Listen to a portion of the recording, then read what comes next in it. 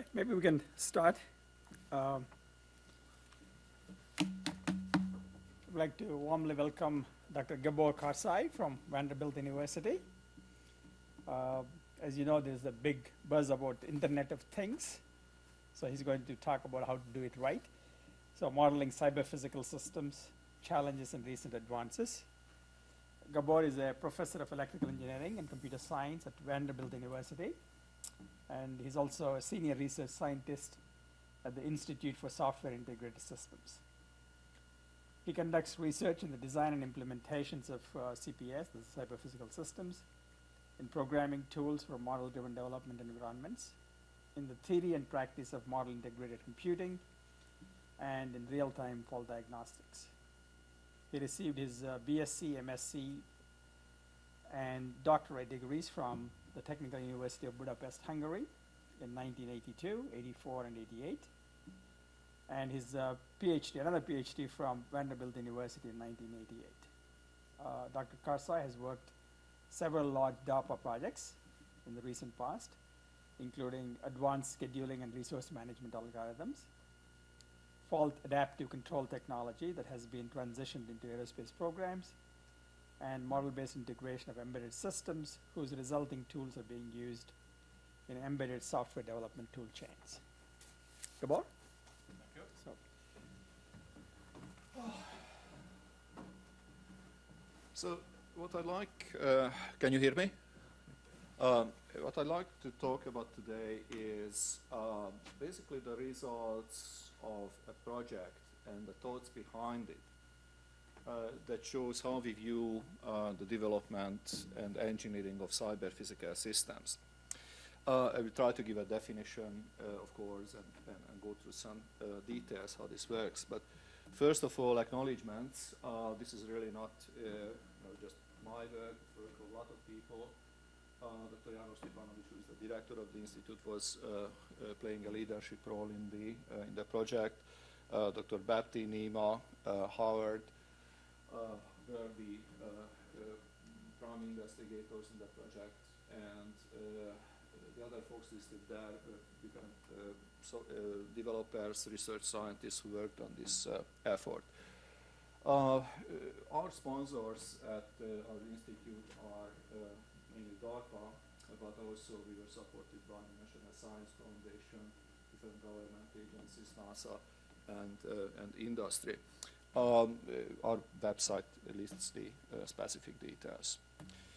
So what does it mean to model a cyber-physical system? First, I'd like to give some definitions and ideas what we mean by this, and then go through what are the relevant things that might come out from a engineering / development environment that you need if you want to build cyber-physical systems. So first of all, let's start with the definition. What is a CPS? Well, CPS is an engineered system that integrates physics with computation and communication. Now, when we say integrate, that of course sounds very interesting, very nebulous, but what it really means is that the system is more than the sum of its parts. And the interesting properties and the interesting functions that we have, or what we need from a system, really arise from the interactions between the physical and the computational, or as we call it, cyber parts. The physical here is always something tangible, some physical device or its environment. So it's grounded in the physics of the world. On the other hand, the cyber part includes both computation, algorithmics, computer science, if you wish, and also communication, exchanging data, exchanging information. Of course, we have plenty of examples for cyber-physical systems in different domains, including health and biomedical domains, where we are developing very interesting tools and technologies that include both cyber and physical components, help with health problems and so on. In agriculture, one of the big applications actually of quadrotors is probably going to be the agricultural applications.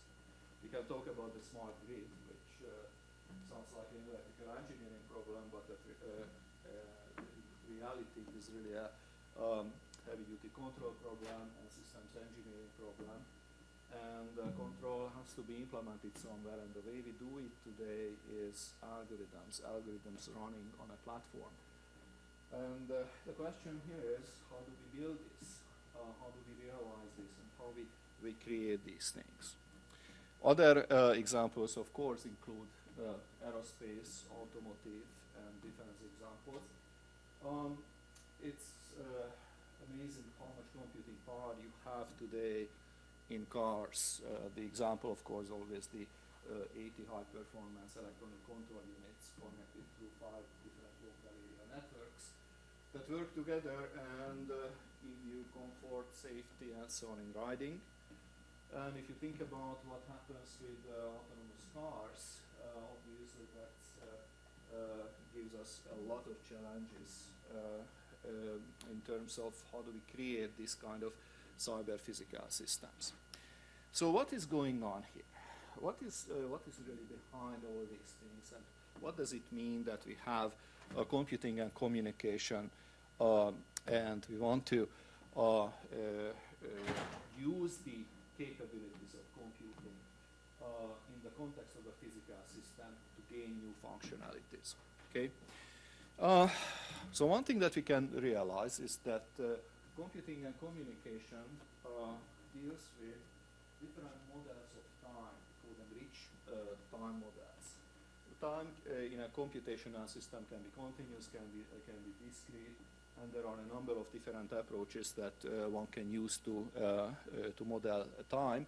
But whenever we do that, somehow we have to coordinate and work together with the physical processes which have their own timing. We cannot just bypass this, and we have to build the computing and communication systems accordingly. Other examples include interactions between the activities that take place in the computer, in the computing element. New type of interactions, potentially in a distributed system. So think about the smart grid, which has computing devices at different parts of the power network. And these computing devices are obviously distributed and have to coordinate with each other to manage energy flows, for example. This means significantly increased system size and complexity, and we have to achieve controllable and stable behavior. So these are the kind of examples that we find if we put computing and communication into a cyber physical environment. We have flexible dynamic communication mechanisms. Different kinds of protocols are available. Computer scientists are very good at developing these kind of tools. And this allows highly dynamic adaptive architectures where nodes come and go in a network, but when this happens, you expect that the system does not become unstable or it does not lead to unintended consequences. So, for example, if you are using a smart grid, you have local generation in your home and you want to connect your local generator to the grid itself. What happens with the power flows? Currently, the existing power infrastructure is not very well prepared for reverse power flows, which arise in these situations. We have time variant or nonlinear behavior in computing systems, of course, because we can implement it, and some aspects of the computing are highly nonlinear. On the other side, we have adaptive and autonomic systems that are the goals that we would like to achieve.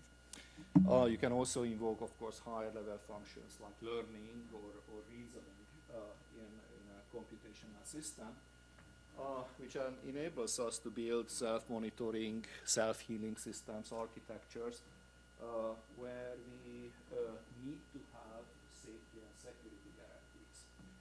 these are a couple of ideas what the computing and communication capabilities that we have today, computing power, enormous communication available, bandwidth is available, enables us to build in the cyber physical systems.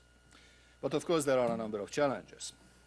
As soon as you put in a computer, an embedded computer in any system, you build in a potential for cyber vulnerability. And quite frankly, embedded systems are very bad in enforcing cyber security. This month's IEEE Spectrum cites a research report where somebody did some analysis and it turned out 40% of your home routers, wireless routers that you are using in homes are potentially vulnerable to cyber security effects.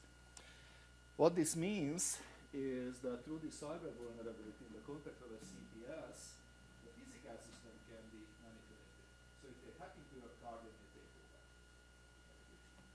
So how do we build this, and how we create this in such a way that we don't mess up all the other things that we have in the system, including timing and dynamics? We have this capability of new type of interactions and so on between different kinds of things, but we don't really have a very good compositional theory how these different kinds of heterogeneous systems can be put together and how can we analyze them, how we can reason about them. We have flexible dynamic communication mechanisms, but it also leads to vastly increased complexity and very, very strange behaviors that these computational elements can bring into the picture. We have time variant nonlinear behavior, that's great, but really what nonlinearity means in this case and how this impacts a physical system, a larger physical system, we don't always have very comprehensive theories about that. And if you are using higher level things like learning, reasoning, and so on, the question always comes up, how do we verify this?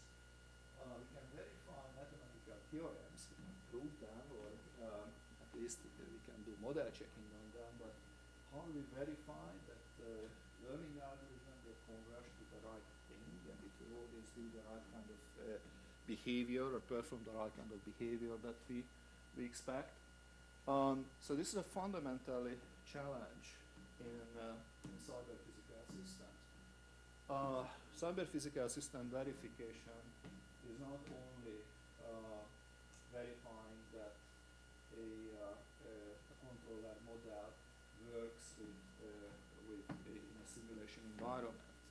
We have to do that, but we also have to go deeper and, for example, take a look at how the algorithm is actually implemented on the running platform, on that device that we are using.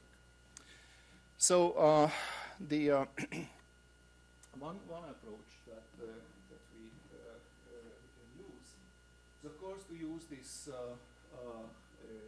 layers of abstractions, or put explicitly the concept of a platform into a picture. So what does that really mean? When we are designing a controller for a physical system, quadrotor. Okay, example is due to Claire Tomlin. She started this work while she was at Stanford, and she continued that at UC Berkeley. How to build quadrotors and design controllers for it. We create the Simulink model, we create the block diagram, and we analyze it, we simulate it, we check the simulations, and so on and so forth. And Simulink gives a very nice causal modeling approach for evaluating these systems. But at the end of the day, we have to run that code on an actual physical processor hooked up to real DC motors, controlling the RPM on the 4 propellers, stabilizing the aircraft. So what happens here is that you have to map the physics models, so to speak, or the controller models, into a software platform which executes the code. Now, you can do this, or this is partly hidden from you if you are using real-time workshop or embedded coders from networks. But the story is that you really map those abstract mathematical models into the concepts of a software platform that is actually built upon an underlying computational and communication platform. So what you have on the top level is signal flow diagrams. In the middle, they become tasks or software components that interact with each other, which happen to be running on some real-time operating system and eventually on the actual hardware. So the picture is changing here a little bit. How does it change? Classical embedded software, if you think about it, real-time software, is following this model. When we create a abstraction, or when we create a design of the software, we think in terms of abstract software models where the notion of time is somewhat neglected. We like to work in the logical domain, concrete simulation domain, and so on. And we make sure that in the simulation domain, for example, our models are working correctly. And you can create models of the software, execute them, and so on. And eventually you have to map them, of course, some sort of real-time system model, which means that you compile the code to run on some real-time operating system, where temporal behavior starts becoming interesting. So here what you really have to check in terms of implementation, for example, that when the compiled code is running on the physical platform, it is correct and it's giving you the same results as the original abstract software model. So up there somewhere, a simulation environment, think about it that way. At the bottom, you have the actual code running on the processor. So that's great. And what you do is that if there are problems here, of course, you have to iterate on this loop. And that's how we build embedded software and make it work on the real embedded control.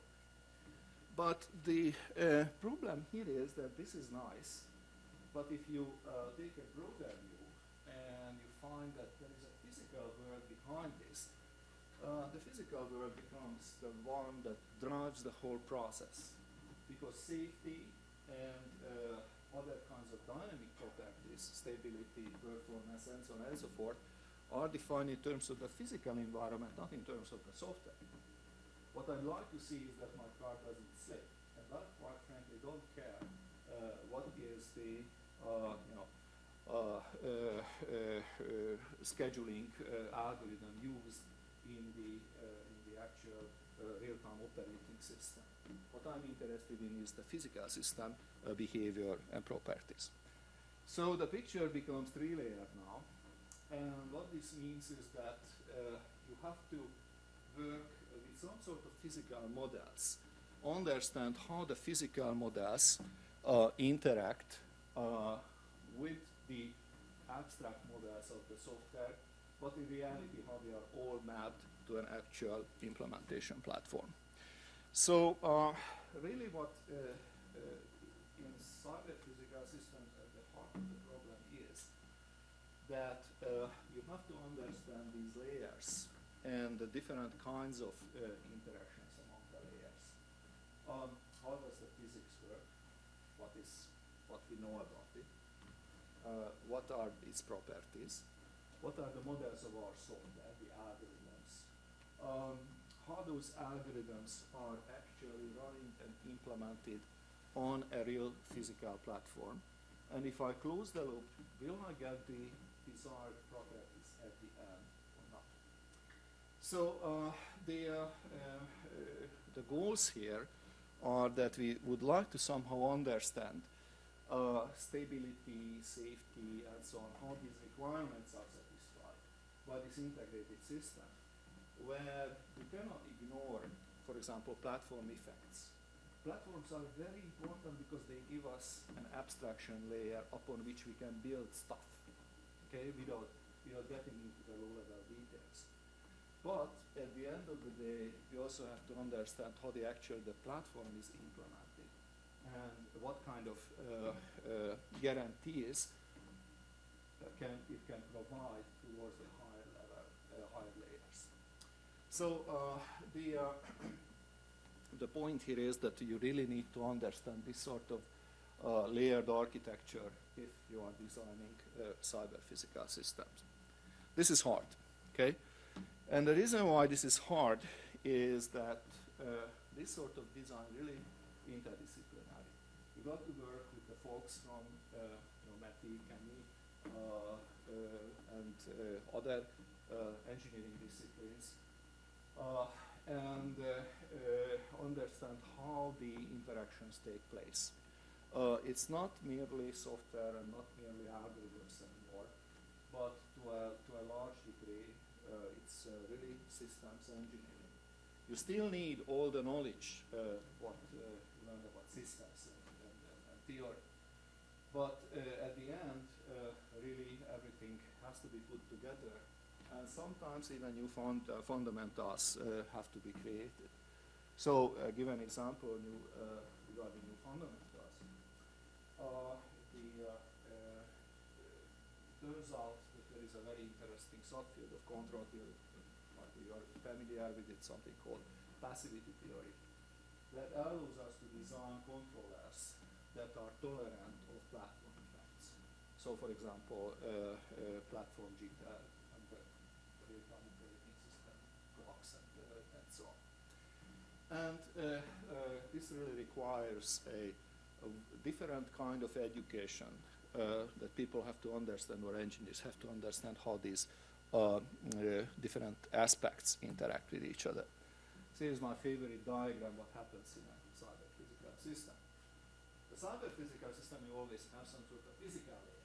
These are physical objects, okay, that interact with each other. Think about wheels and brakes and road and fuel pressure and building temperature and compressors and so on. Some of these objects are not under our control. Cannot do anything about them. Some of these objects are cyber-physical, meaning they have a computational component, the unitary processor, for example, that is very tightly coupled to that local device and interacts with it. So this is where you have your actuators interacting with a physical object, typically modulating the power flow or something. But they also have a communication link. The ECUs on your car are talking to each other, CAN-bus, whatnot. So that's on the physical layer. But you can talk about a platform layer on top of this, which gives you the platform abstraction upon which the computation objects or the computational components are. So typically what happens is that the embedded processor has a computational platform. Nowadays this is called a real-time operating system. Probably it will be called the component framework in a few years. That allows you to build nice embedded software with the help of high-level abstractions. So we are not programming on the level of individual machine code instructions, but we have some abstractions of concurrency and so on. There is also a communication platform that involves network protocols and so on. And on top of this, we have the pure computational layer where we run the different kinds of applications, the computational objects, some sort of components that monitor what is happening with the real sensors and send a message to another component which is responsible for realigning the torques that go out to the four wheels to provide traction control on the car. But the problem is that all these things. Automobile, I can understand. You said the ECUs are the physical layer. Yeah. At the top layer, you basically have all different middle layer is the platform. In the car, they call it AutoStar. Okay? So that's the building layer that is above the pure computational engine. Okay? Gives you high-level abstractions to build the software. Okay? The underlying problem is that although all the computational engines that we have are sequential, we like to build codes or systems where we have concurrency, concurrent activities. This may be multi-core. The individual computational objects have to communicate and synchronize with each other, exchange messages, follow very strict timing, for example, timing requirements, and so on. The services to build these applications are coming from this platform. Okay? So if you happen to be using the Canvas protocol, right, that gives you a nice communication platform. Right? Component can talk to another component. Great. That is the problem. The problem is that the Canvas protocol incurs delays. So what happens here is that all of a sudden, from the physical viewpoint, you have a dynamic system which has its own delays and dynamics. Okay? And that's basically the essential problem that if you look at it from the top, computer science is great. Logical time and just pure algorithm. We don't do too much with the timing in computer science. We should, we don't. If you look at it from the bottom, the computer looks like a dynamic system. There is something there which reads physical quantities, these are all sensors, and interacts with the physical world. So if you take these three layers, then the CPS design problem becomes, okay, how do we model these? And how can we do it that way that we understand this cross-layer or cross-domain interactions? If the platforms are perfect and completely isolate you from the physical world, that would be great. Unfortunately, this is not the case because, for example, time is one of the cross-cutting concerns in the whole embedded system world. Okay. So, all right. Issues. If we just take a look at pure computational models, I call it cyber models, but models of computation, concurrency models in the abstract. These are nice because give you a nice formalism to analyze things and reason about concurrency, for example. But this is much more than that. If you look at just the physical models, they are also necessary and we cannot work without them, but we have to understand what is the dynamics of, I don't know, a car engine. If I push the throttle, how it will speed up, something like that. But again, that is not sufficient. Really, you need to figure out what is between them. There are many modeling paradigms in physical systems. Just think about different fields of engineering. We like to model state space models or a-causal models or world, but there are many different kinds of physical modeling paradigms. And we have to choose which one to use and follow. An especially troublesome issue is the different kinds of interactions that can happen in a cyber physical system. So if I look at this picture, oops, this one. How can things interact? A physical object can interact with another physical object. We know that, right? It can interact with a cyber physical object. Okay, so there is some, let's say, sensor in the cyber physical object in the embedded controller, which takes the data, converts it into information, so to speak. That information is processed by the processor, by some computational object, which is scheduled by a scheduler, and so on. And then it comes back out and goes back into the physical environment. So you have an interaction between the cyber and the physical component as well. You can also have chains of interactions. Think about a fault happening in one of the systems. Fault where software locks up. Well, what might happen is that you can actually keep it. Toyota paid $1.2 billion for that little program what they had with their electronic total control system, which I understand one of their behaviors was that they were cruising at 50 miles per hour, and you wanted to slow down, you step on the brake, and you take your feet off from the accelerator, step on the brake, and the car does not slow down. Doesn't react. Still cruising at 50 miles per hour.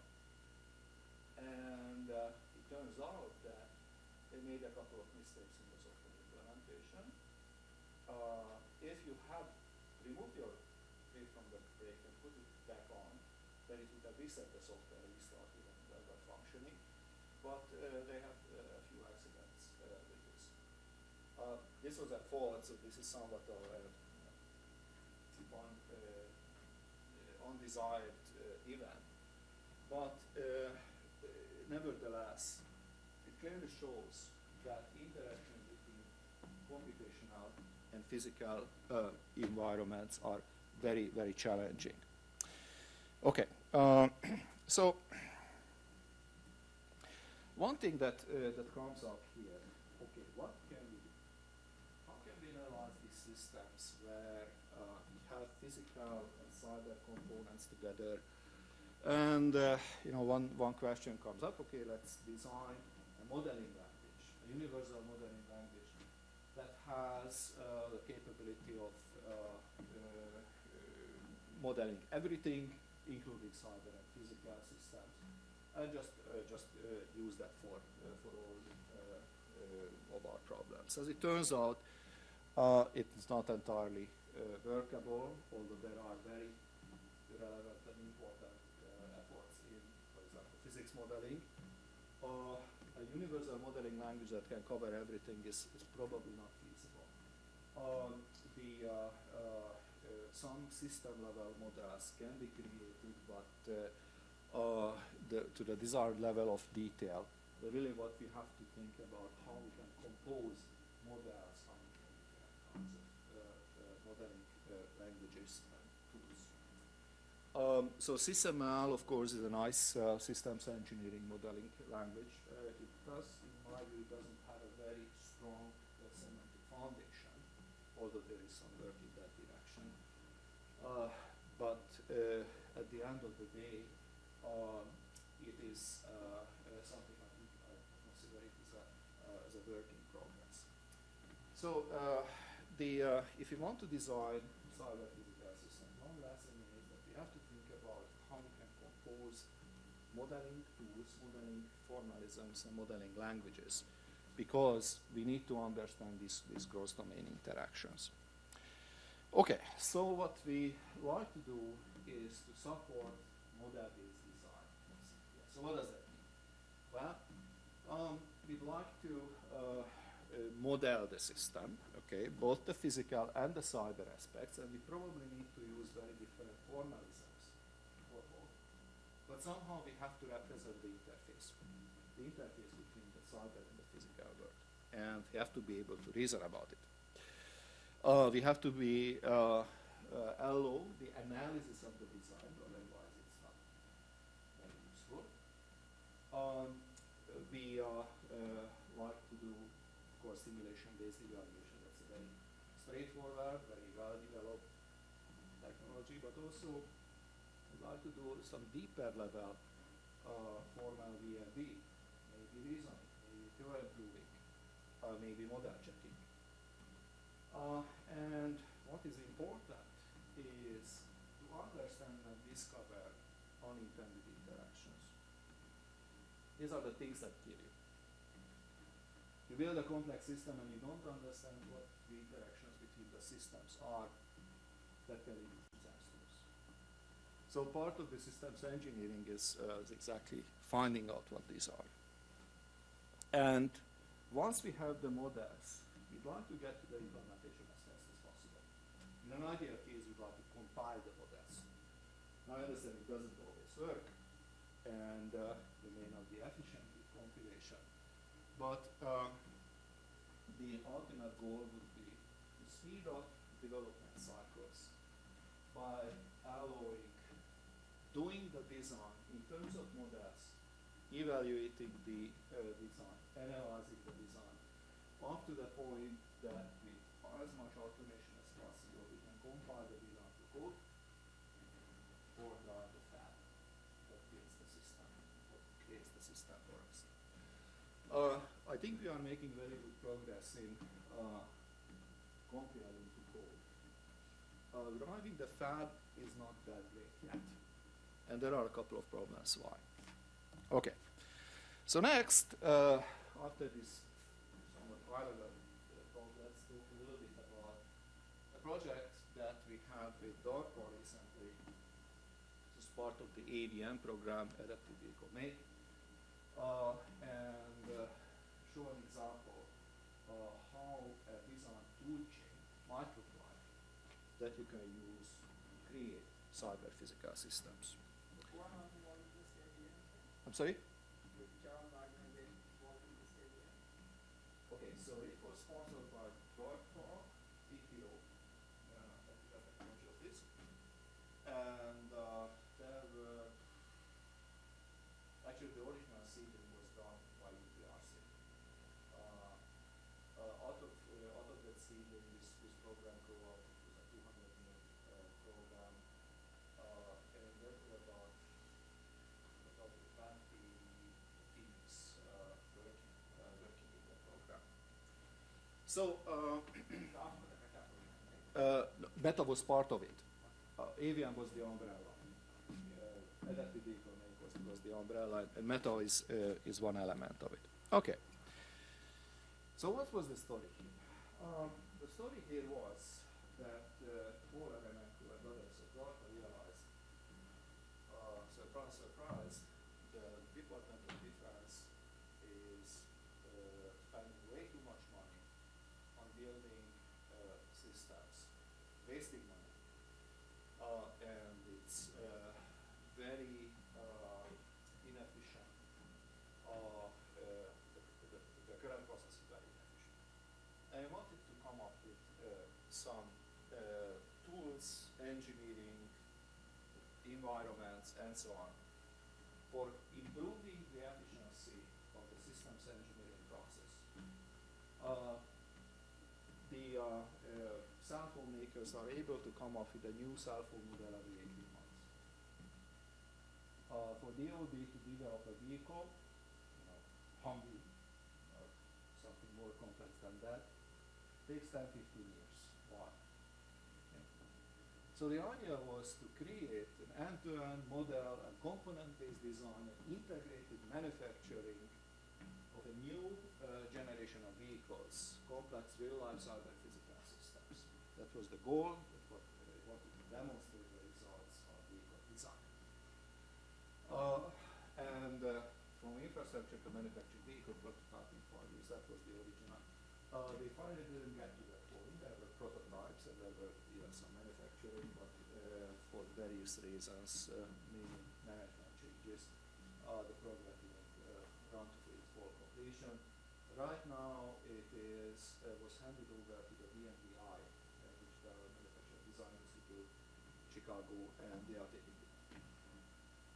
So what was behind this? Basically, the idea was that when you build systems, you don't want to start from scratch. When you build a processor in a VLSI domain, you are going to start at least with a cell library. Probably you buy IP from somebody else, and you put it together. In other words, component-based design. For some reason, DoD doesn't do that.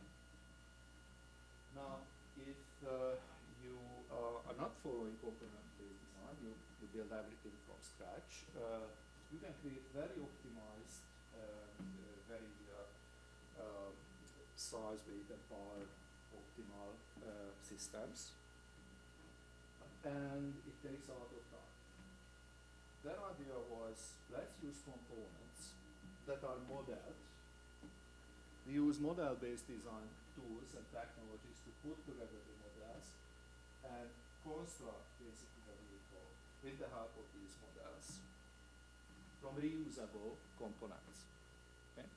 So the idea is we don't really optimize the design, and we probably get a suboptimal design, but we can get to the endpoint which is good enough faster than these 10 years long development cycles, which are characterized by the late discovery of untitled interactions in the manufacturing, for example.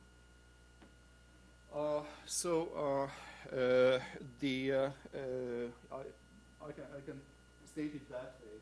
Basically, what it would introduce for the vehicle design community, what the EDA community, Aircraft Design Automation, has done since the 1980s. Carver, Nico, cell libraries, and so on. Basically, they wanted to move in that direction. They had this nebulous goals of decrease development time by 80% and so on, democratize the design, open source tool chain, crowdsourced model library, and so on. Two essential components, model-based technologies, talk about this. Computational models that predict properties of cyber physical systems as designed and as built. Go with the models as much as possible. And here the question was, okay, how do we build these abstractions, these modeling concepts for complex CPS that are evolvable, heterogeneous, and by the way, semantically sound. We have to have some solid formal foundation. The other component was reusable. The other ingredient was this reusable component idea, that we have models of components that already exist, and we put together complex systems from existing components. We have to go through. We have to go beyond just pure interoperability, we have to look for computing the system level properties from the composition. So a few words, why is this difficult? In electrical engineering or in VLSI design, we have this nice idea of the digital circuit, the logic diagrams, right? I can design a processor and logic functions with the help of gates, and everyone knows how to do that. I can design synchronous circuits and so on. What's the idea here? The idea here is that the gates are composable. You take the input signal, some digital signal. The gate has the appropriate electronic design that amplifies and recovers that signal and converts it into another digital signal. Okay. I can put practically arbitrary number of gates to the output of the first thing. Okay. In other words, I can build up these nice logic circuits, and I don't have to worry too much about the effects of the receiver gates on the transmitter gate. Why is that? Because we have something called fan-out factor. The output circuit of a gate always has more quote-unquote power that the recipient gates will consume. So I can nicely take this mathematical composition thing, and it works because if I build large systems, okay, I have to stay within certain limits, it will work as intended. This doesn't exactly work with mechanical systems. So if you have a motor and an inertia mass that you have to spin up, the mass will load the motor, right? So there is a power flow in the reverse direction. It's not simply a signal flow from left to right as we like to do it in digital circuits, which is great. But in mechanical systems, you really have this kind of reverse effects through the loading. And that's why composition is a problematic issue in physical systems. Anyway, in the program we had a number of areas, and oops, just very quickly go through. Our team worked on basically these three components: design tools, engineering environment, and model library curation. We didn't build the model library, we were involved in checking the models and so on. The program also ran a couple of competitions where competitors from all over the world were using the tools to actually create designs. And the designs were evaluated by a competition coordinator, and prizes were handed out and so on. This part, the foundry, was realized to a certain degree. It wasn't developed to the point where it would be a production-ready thing. But the idea was here that just like in the case of semiconductor manufacturing, you can have design houses that build complete processor designs or decoder designs that you can send over to Singapore to a fab which actually manufactures it. So the same concept was developed here, but it wasn't completed. There were some advances made. And this goal was not completely realized, but certainly it's a very interesting problem how you can create everything in the context of the design tools and just drive remotely the foundry which actually builds it. Okay, so very quickly go through a couple of points. So we built a collaborative environment which is a web-based environment for interacting with projects and performing different kinds of activities, community, but also source code control, access to different kinds of design tools, CAD tools, and so on and so forth. And we built an integration platform. This is out there. At the end of the slides, there is a list of links that you are welcome to peruse and look at it. Berkeley created something called iCipher. That's an organization kind of thing. Ciphering is the name that we invented for a modeling language. Okay, so we are competing with Shankar and company. Okay, so let's see what was the idea behind this whole AVM thing. So we want to do component-based design. Okay. In the vehicle, we have things like engine, transmission, integrated generator, battery, vehicle management system. So one of the examples that we looked at was a hybrid vehicle, hybrid military vehicle. So there was a potential was a hybrid component in it to get and gasoline power.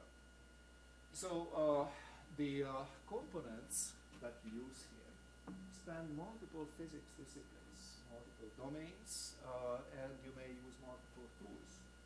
So we have highly sophisticated engineering tools for mechanical analysis, 3D CAD, and so on.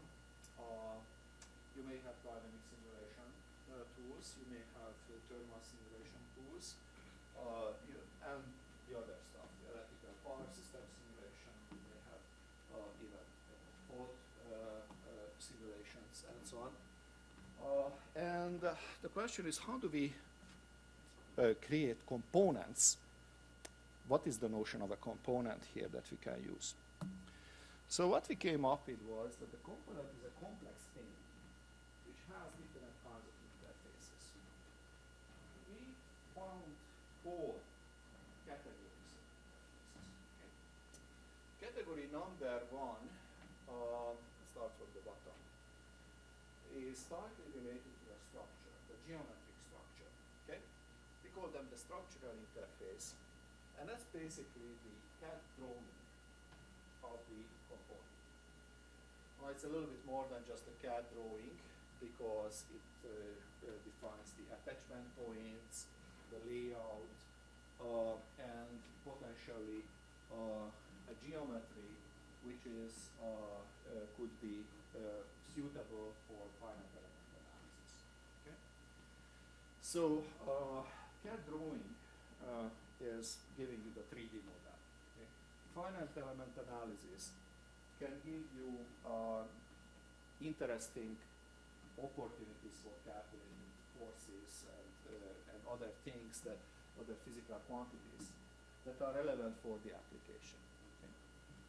So this interface of a component represents the physical, I would call it static interface, which involves really involves the geometry and the different kinds of CAD drawings behind it. The next set of interfaces is what we call the power interface. Power interfaces are acausal. Okay, so what this means is that they represent physical interactions where efforts and flows play a role through that interface.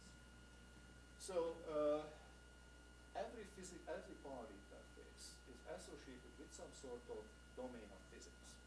So a power interface might be an electrical power interface, in which case we are talking about currents and voltages. It can be a mechanical interface where we are talking about forces and velocities. These are extensive and intensive variables. It can have a fluid interface where we can talk about pressures and flows and so on. So the point here is that some notion of power flow exists that goes through this interface. So here we talked about the static stuff, the layout. This is actually where the power flow takes place. And the power flow is in the physical sense of the word, in terms of electrical power, hydraulic power, fluid power, mechanical power, and so on. The third category of interfaces is what we call the signal interface. Now these are causal and directional interfaces. So we have the notion of input-output. In the case of the acausal interface, there is no distinction between input and output. Okay? Things power flows in either direction. In the case of signal interfaces, we have causal, directional interfaces, and they represent logical connections, logical data flows, if you will. And in that case, we abstract away, we don't deal with power. Okay? All the power is happening with the power interface. Signal is just data interface or information flow. The fourth interface category is dealing with parameters and properties. So when we buy a component, okay, the component may come in different versions, and with setting a parameter, you get different instances of that component. This is what that particular interface takes care of. So you can query that interface. This is the main use, and you can use that, for example, in your analysis. So when you have a component model like this, I'm sorry. Those parameters can go into, for example, Yeah, it can go anywhere. Typically, some of these parameters are some of the parameters are aggregates, so like weight. Okay. So if I model an engine, a diesel engine, what do I model about it? Mechanical interface, hinges, attachment points, power interface, torque, fuel flow might be. Okay. Signal interface, engine control signals. Parameter interface, weight, number of cylinders, maximum weight bar, minimum RPM, and so on and so forth. Some of these interfaces may be quite complex, the actual interface. But the point here is that this is a kind of a cyber physical system because it characterizes the physical part as well as the signal interface for the logical part. now, once we have this, we can create designs. So how do we create designs? So start with the left. Let's assume that we have these component models coming from a library. We buy this, we make BOD can force the contractor to deliver a model for the system that they are building, for the component. And we have the four interface categories. Now, then we create a design, component-based design set, plug and play, right? Figure out how to put together these things, right? We line up the interfaces somehow, and we compose the system from these individual components. Now, so basically what we do is that we instantiate these component models, connect them. Now when we do the connection of pair, there is a little bit of a type checking that needs to be done. And type checking is much deeper here than what we typically mean in computer science. This basically gives us a way of building up a design. So design is a composition of components where the interfaces are being done. They have to be type compatible and so on, and probably already can do some verification on this. And then you can abstract this away and call it a subsystem and reuse it on a higher level. And that's great, but this is one design. When we are building a system, when we design a system, one thing that we like to do is to explore options. For example, when I'm designing a vehicle, I have the choice of 6 different engines. Which one should I choose? I have 3 different transmissions. I have 4 different differentials. What is the right combination of these that will deliver that road performance that the BOD program is getting? So how do we do it? So basically here the idea was to come up with something called design space. The design space is basically a set of parameterized architectures. Imagine that the design itself just gives you a skeleton, right? But each element in that skeleton may be chosen from a set. Okay? So it's like, I don't know how well you can see it, but that part, something here. You have multiple choices. So basically you can create what we call a design space, all the possible choices for a design, where the architecture is kind of static, but you can choose from components from the component library. And here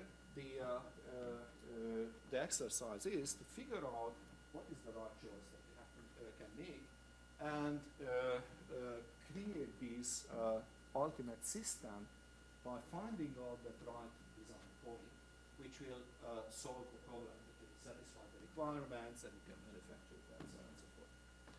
So basically, that was the core idea in the meta tool chain, and this is kind of lays out the design flow that we heard of. So one stage was what we call the architecture design, where we have to model the design space and constraints on the design. What is constraint? Constraints are different kinds of logical statements that restrict the design space in a certain way. So for example, if you have chosen a certain kind of engine, not all the transmissions are compatible with that, but only a set or a subset of those transmission sets. The second step deals with the heavy-duty application of modeling, simulation, and DMV, where we do the actual exploration of the design space. I will show you in detail how this actually is done. So first come up with a high-level architecture, then go through this exercise, explore the design space, and choose the components that are suitable, that satisfy the requirements that we have. And then, of course, do the detailed design for the subsystem level. So one question is that how do we verify that this high-level design satisfies the requirements? So the idea here was something called test benches. Test bench means a computational manifestation of a requirement. Think about the simulation environment where you have a simulation of the system that you are building, and on the side you have other simulation blocks that could be used to drive that model with certain scenarios and evaluate the performance of that model. You can do this in Simulink, right? You can create a Simulink model that represents the system. You can create other Simulink blocks that represent the driving conditions. You can create further Simulink blocks that will monitor what is happening during the simulation-based evaluation and calculate key performance properties, for example. So that was the idea of the test benches. This is just a notional diagram of how this works. But the okay. So the way you model the unintended events, first of all, you have to do the composition. Okay? So when you compose the design, right, you have to line up the interfaces. Structural to structural, file to file, signal to signal. You are forced to do that. And if you leave out a connection, the tool wants there is something that might be there. Okay? Second, if your models, if your composite models are good, okay? For example, you have a model of an engine which models not only the dynamics performance but also the heat, right? Heat generated by the engine. So on the power interface, I will have a torque, but also on the power interface, I will have a heat, thermal form, okay? Or a thermal kind of if I have, let's say, an embedded controller box that has an electrical power, but the model is good, and somebody model that, yeah, this is sensitive to heat, it will have a thermal form. And if the two somehow are in close proximity on a design, I can see that there is a potential for interaction with the heat. So translated to simplify it, if the engine heats up, that heat may influence the behavior of the embedded controller and may lead to problems. So if the simulation is done, of course, this will show up. Okay? So part of it is relying on the quality of the models that we are rich enough that they represent all the interfaces that are relevant. Sometimes we have to do some discussions with people who do the model to convince them that these are important to capture all these. Part of it is automated. So if in the simulation this comes up, you will see the results. But it's to a certain extent, it still relies on the engineering understanding. So that's basically roughly speaking the approach for these unintended interactions can be modeled. Okay. I'm getting a little bit late, so let me skip a few slides. Okay. So when we were thinking about the whole thing, how these pieces can work together, one question was, how can we build tools that make this happen? Okay.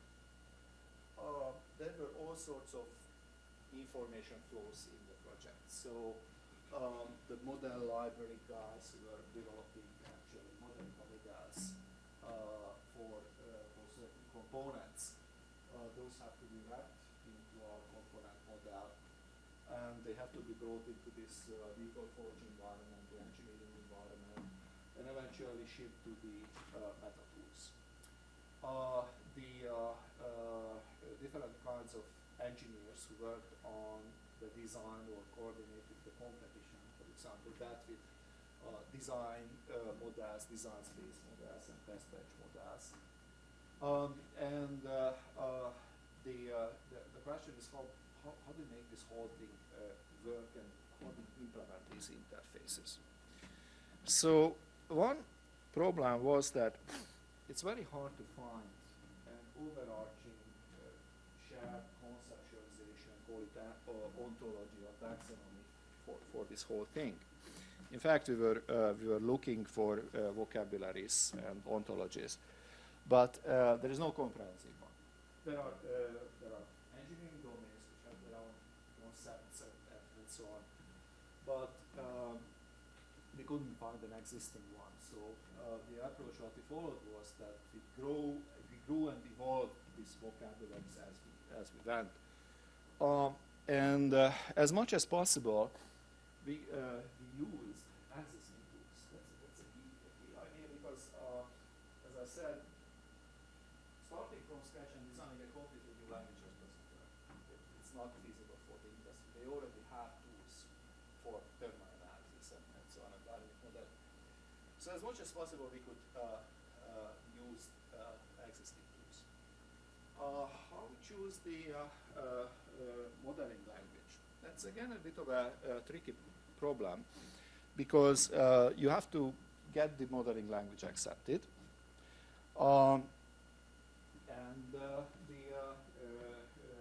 modification to existing languages are not always suitable. And the other problem was that if you try to force a very strange or very new approach to engineers, they may not like it, and we really have to work here with existing defense contractors and engineers who work on this area. So the first idea was like this, actually, is a figure from the original proposal, that we have this architecture design model in the middle, which is one instance of from the architectural design space model. And somehow this architecture design model is coupled to domain-specific subsystem and system-level models. So domain might be thermal, fluid, mechanical, electrical, information processing, data, and so on. And then somehow use and connect it up to some lower-level existing design tools. So basically that evolved into this concept, what we finally developed, is that what you really need is a model integration language. The model integration language is what we call sci-fi. That was deliberately chosen. That has minimum concepts, but it has actually semantics. Okay, so it's a bit more than semantics. The model integration language has to be rich enough so that the constituent modeling tools that we have used could be extracted into it, and the models could be looked up. So in the sci-fi, in the language, we have the placeholder for the Simulink and stateflow models where it makes sense. We have the placeholder for the modeling models where it makes sense. We have the placeholder for the CAD models where it makes sense. And we have integrated this suite of tools. I think some of them are very familiar, but there are things like SCR, that's from SRI, that's a hardware verification tool or hardware modeling language. And these are all domain specific. So why is this? The reason for this was that there is a huge investment in existing models. Engineers are not going to throw away what they already have. So instead of rewriting that or re-implementing that, why don't we figure out how to combine that, how to bring that into the fore, and not necessarily replicate in sci-fi what is already available in an outside tool, what we link to. I don't think the embedded systems Simulink. That basically the model-based radar workshop. So that was the platform that we have chosen. Okay. Now, what is on the right side? Well, the right side is that we got always beaten up with, we always like the semantics. So we went ahead and actually did specify the meaning, the definition of the semantics of these models in a formal way. Okay? We have used a tool that was developed by some folks at Microsoft Research called Formula, which is basically, think about this as a mathematically sound formal modeling environment to define the semantics of modeling languages. It's not for semantics of any language, it's for the semantics of modeling languages, and it gives you some tools with which you can define structural semantics, behavioral semantics, transformation semantics. What are the three things? Structural semantics basically defines what things you can compose, whether a composition makes sense or not. What are the elements that how things compose? Behavioral semantics, what happens if you simulate it? What happens if this is an executable model and you want to reason about the actual execution? And the third one is, what happens if you want to transform this model into another model? So there are a few examples later on that deal with this. And we went through this exercise and built up this formal framework. Okay. So how do we make this work, and how do we implement it? Actually make it work and get it out of the engineers. So we built upon formal research that we have done at ISIS. This is what we call the Model Integrated Computing Tool Suite, which is a fairly generic environment for building new domain-specific modeling languages. Graphical editors, formal verification tools, transformation tools, and of course, Formula is coupled into this as well. So at the end of the day, we built up this structure that at the center has the model integration language. Okay. We had a language called ASML, which is partially based on simulating stateflow. Okay. It is a little bit more because we have an explicit platform model, which is a particular model of computation that we are using in ASML. We integrated Modelita. So the sci-fi models, think about it as a skeleton for the system, linked to Modelita models that represent the individual the dynamics of the individual components. Desert is a design space exploration tool, and a couple of other elements. CAD, finite element analysis, modeling tools, and so on. So the requirements, we don't have a complete requirement environment. The way we went about it, we created this test bench concept and test bench integration and said you can create test benches and that represent the requirements on the system. You guys need to try and wrap for the No. Doors or something. No, we didn't go that far. Okay. All right. Yeah. You just said earlier, it's not easy for two models to talk to each other. Why you have so many packages? You can force them to talk for simplification. Sometimes you have to. Okay. So for example, one exercise that we did was you have a modeling model, right? That describes the dynamics of a transition or something, right? Dynamics. Then you design a discrete controller in stateful. And for some reason, you don't want to design the controller in Modelica, and you don't want to rebuild the Modelica model in Silverlight. How do you make this two working together?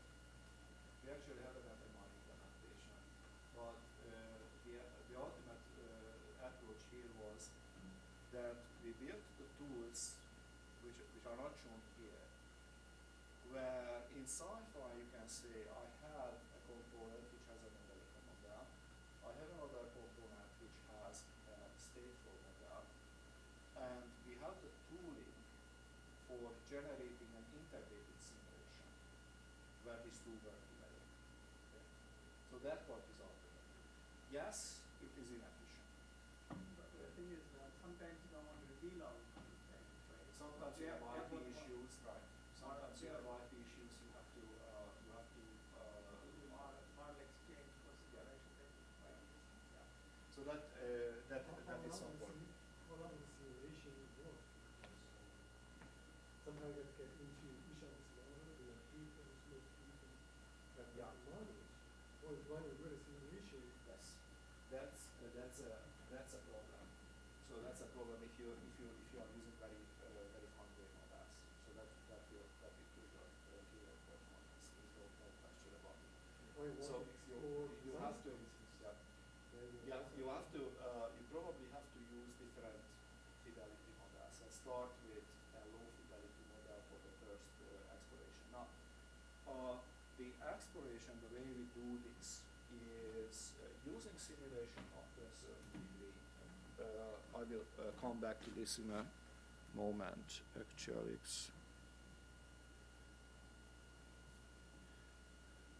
let's talk about this for a second. So one problem is that if you have this approach, component-based design spaces, and so on, how do we start this whole design process? So basically the idea was that let's do what engineers do. And what happens is that we build a system just like the last one, like the close to. This is what we call the seed design, which is an initial design which seems to be good enough that you start with. Okay? Based on this seed design, the tooling enables that. You can elaborate it and extend it into a design space. So the seed design, let's say, comes with very rudimentary models that work together for each of the components. But then later you elaborate it into a design space where you put in the variations, the different kinds of possibilities.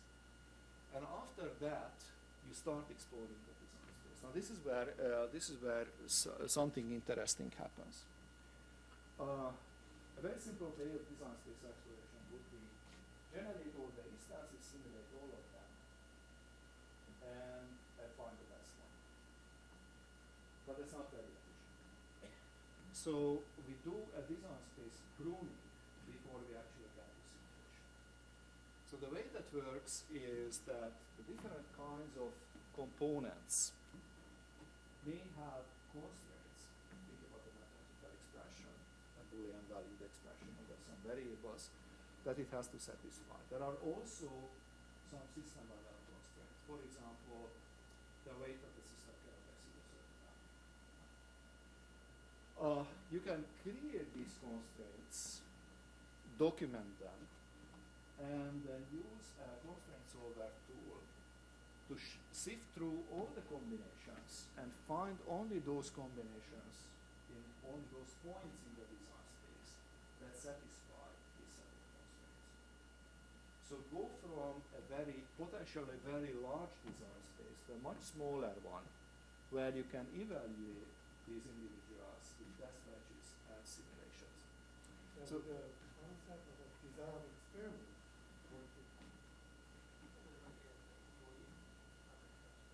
Yeah, that's the second phase. So in the first phase, we do the configuration generation. Okay, the configuration generation based on pruning the full design space.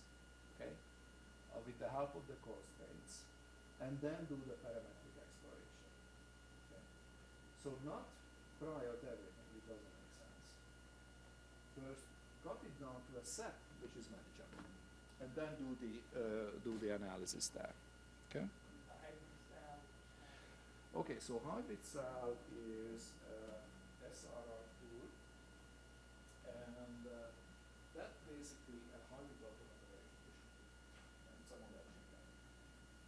It can do obviously hybrid systems with some restrictions on the differential equations. It's not a completely general purpose tool with some restrictions, but it works. It's developed by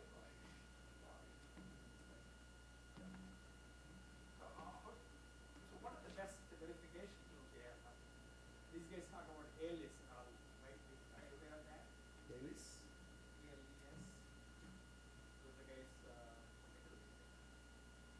I'm not familiar with that. We in the project we use a tool called PCC that published the certificate of Oregon. It was developed by Oregon State, who worked on this. QR is again that's Park and Johan the Bear, right? His qualitative reasoning thing, which is okay. We had some problems with scaling, but it seems to be alright. Hybrid cell worked quite well.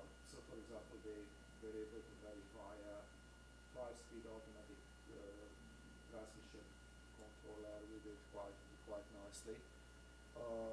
Prismatic, I'm not exactly sure what this is. That's a tool that I'm not familiar with. No.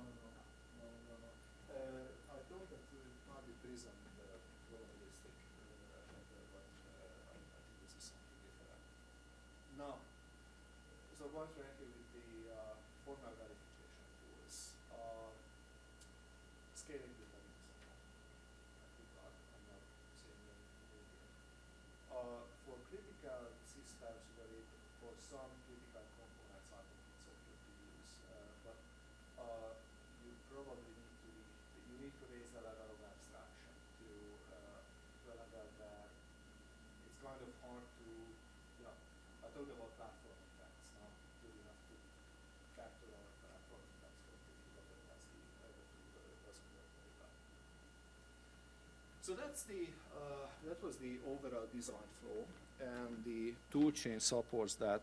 Where it brings in is that we put in a lot of tooling for automating this composition process and model construction. So here is an example of how the editor looks like for a test bench. Okay? So we have the system under test interfaces. There is one block that specifies the scenario. So think about the driving function or something. Parameter that you can tune. These are environment models.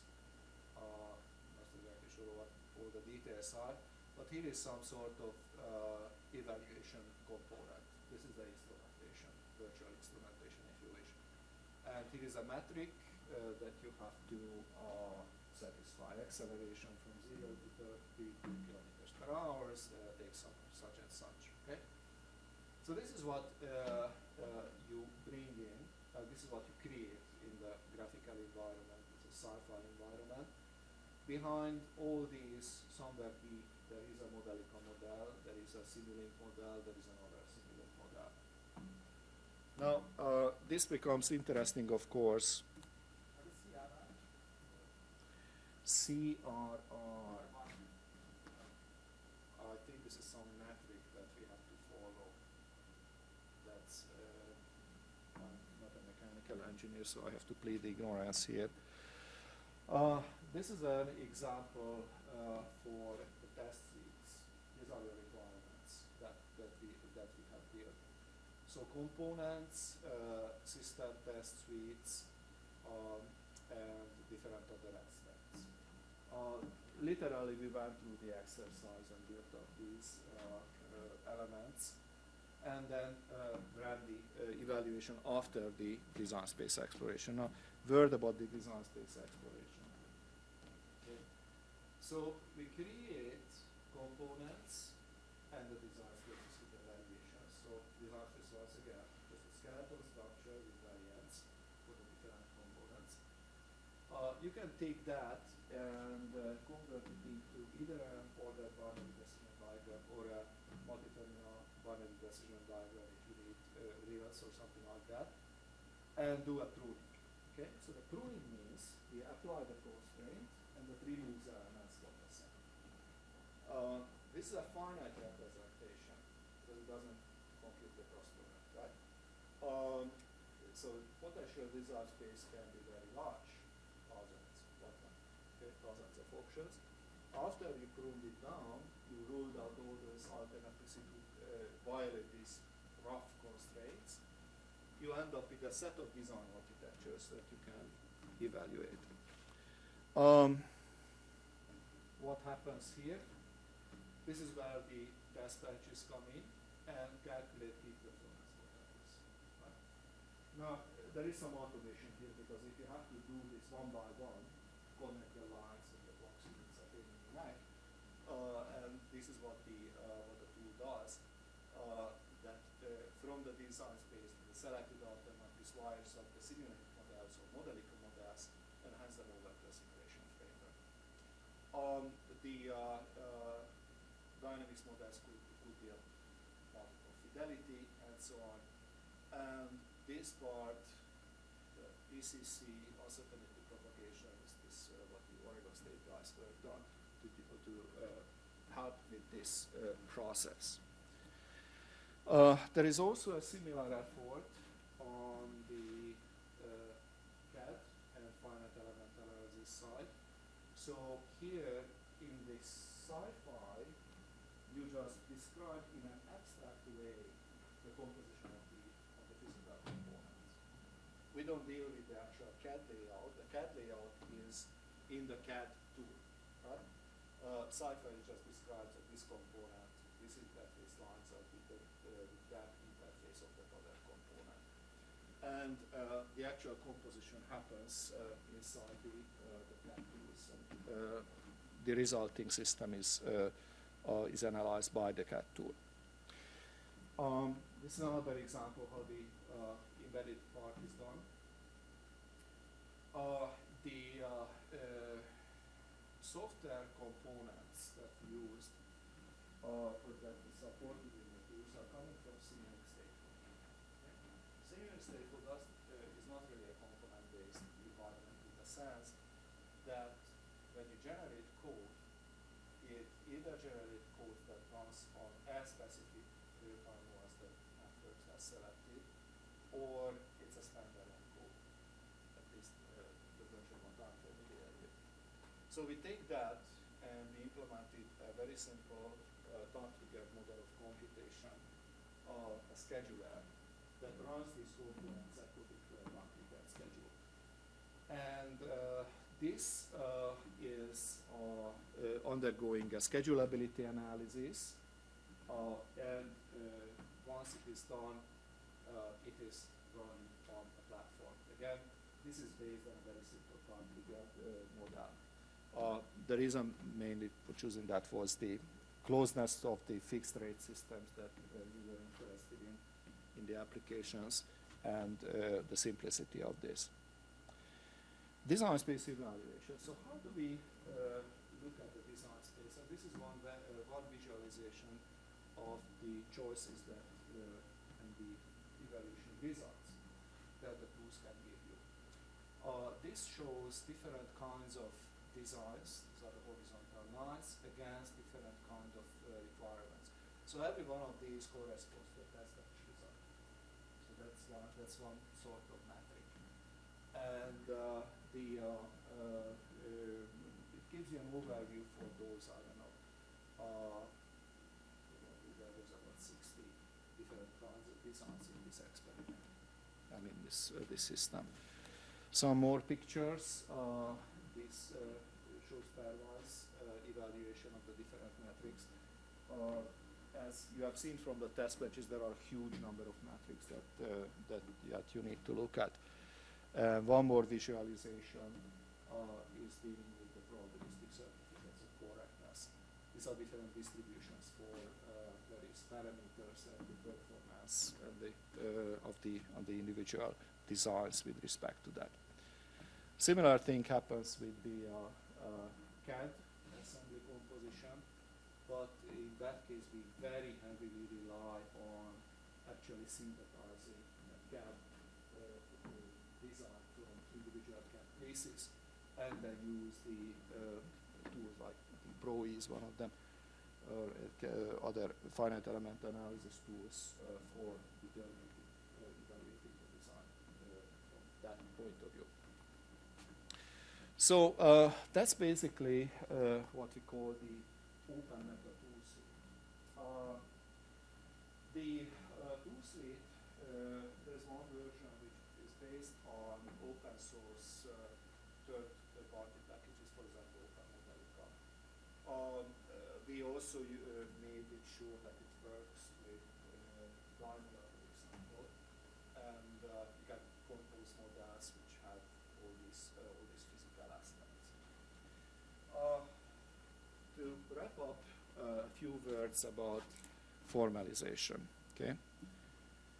So if we have different kinds of simulation engines or modeling approaches, Modelica, simulating state flow, maybe other kinds of things like hybrid bond graphs. So early on in the project, we had a modeling paradigm that used bond graphs to represent things.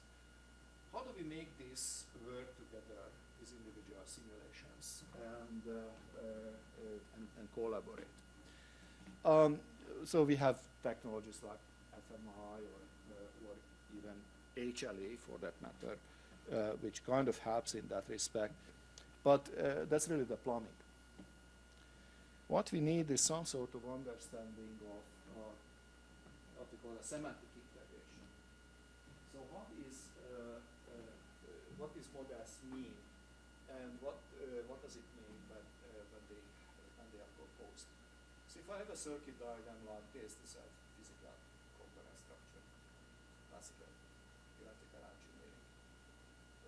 You can model this or something similar in this integration model where you have these cyber physical components, and in one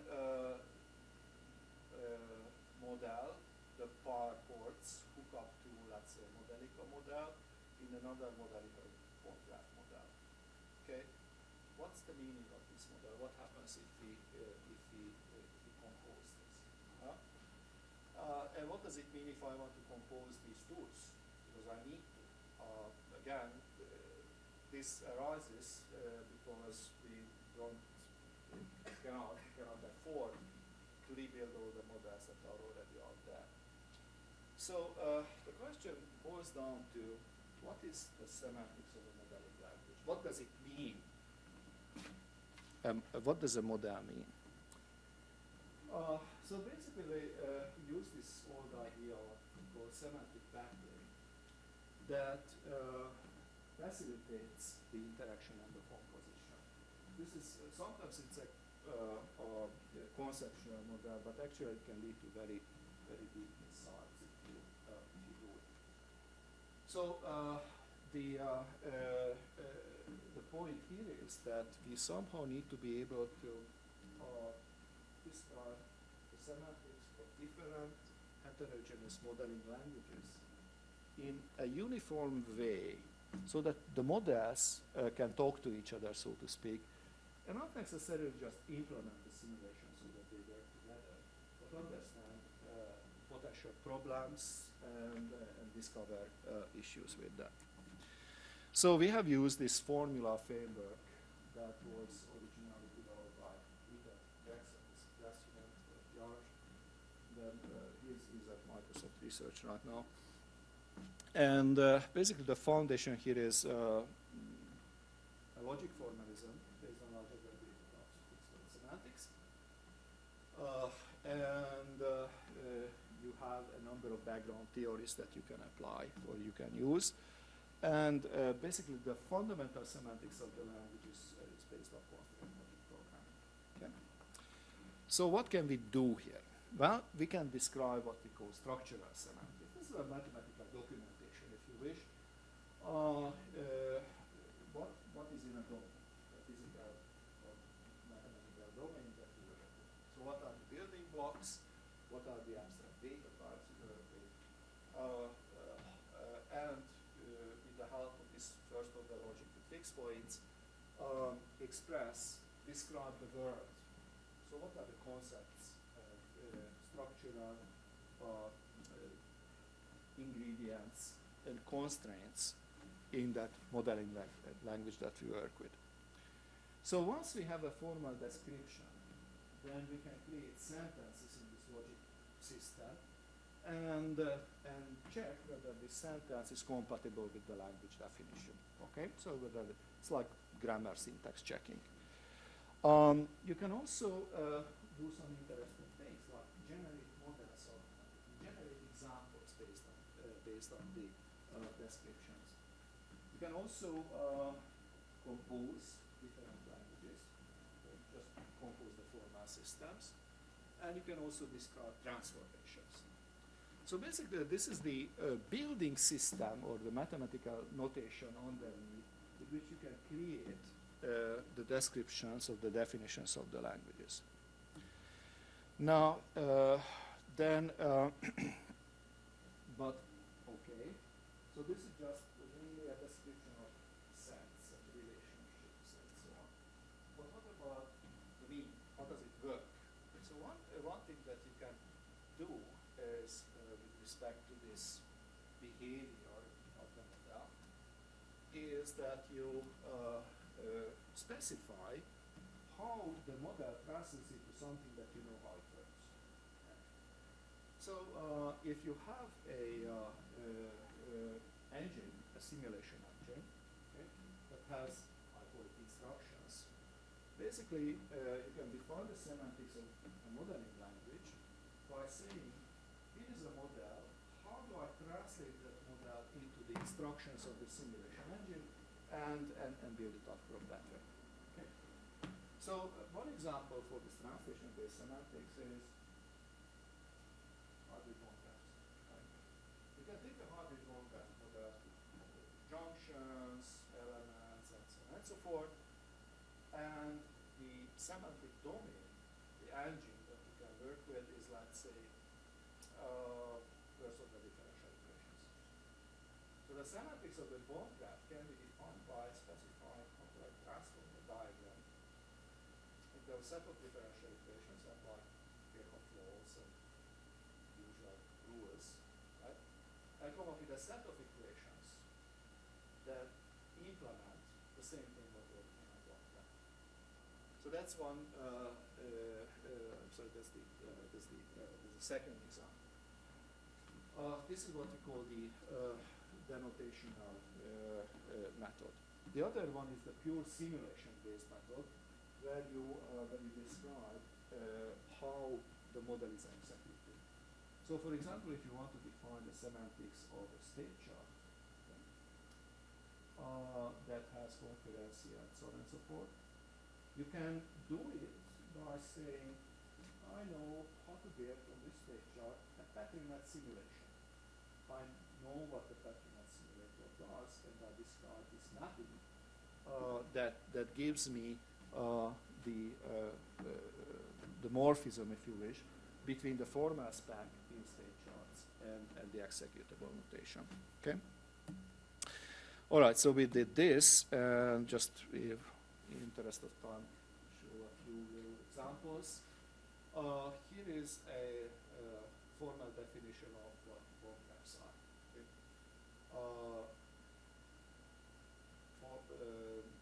Effort and flow sources, resistive, capacitive, inductive, transformers, gyrator, 0, 1 junction. These are the building blocks of bond graphs, and these are the composition rules. Okay. You can specify some detailed constraints what the system has to satisfy. So bond graph is not just an unstructured composition of RCs, ones and zeros and edges. So it has to follow certain rules, and you can encode them in this algebraic format. So this is what the formula tool makes possible. And after this, basically you can use this spec to validate that a particular model satisfies these rules or not. So the model is correct or not. Behavioral semantics. Here is with the help of differential equations. So we start with a bond graph language. So this describes what a bond graph is, right? And the target domain, where you have a base semantic understanding, for example, differential algebraic equations, are described in terms of another domain, and describe a transformation. So this is basically a program which says, if I have something in bond graph, this is the program that can translate that into differential equations. And you can do something similar for the execution, the operational semantics, which works that way that you define the building blocks, the state machines if you wish, and you basically define a simulator. The simulator describes how the state machine steps and how it changes something. And you can use the same notation. This is available in the formula tool that you can find on the web. And basically go through the simulation of this final state machine and have a formal specification of the semantics.